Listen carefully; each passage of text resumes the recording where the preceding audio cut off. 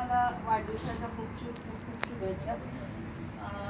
सरांकडे बघितलं की आपल्याला पहिल्यांदा दोन गोष्टी मनात येतात, म्हणजे प्रेरणा आणि समर्पण.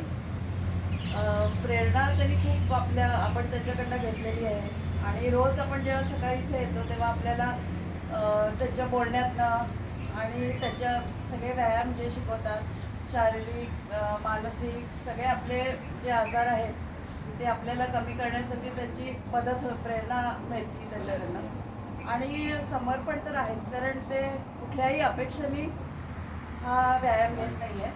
सगळं मनापासून करतायत आणि कुठलाही हेतू त्याच्या दुसरा म्हणजे पैसे मिळवणे हा काय विषय नाही आहे. त्यामुळे ह्या दोन महत्त्वाच्या गोष्टी चांगल्या आहेत. बरोबरच आपल्याला शिस्तबद्धता किंवा एक प्रकारचं म्हणजे मोटिवेशन मिळतं.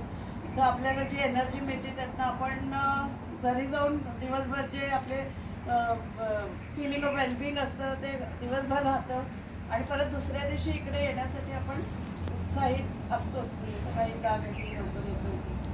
तर असाच आपला उपक्रम चालू राहू दे. सर तुम्हाला परत एकदा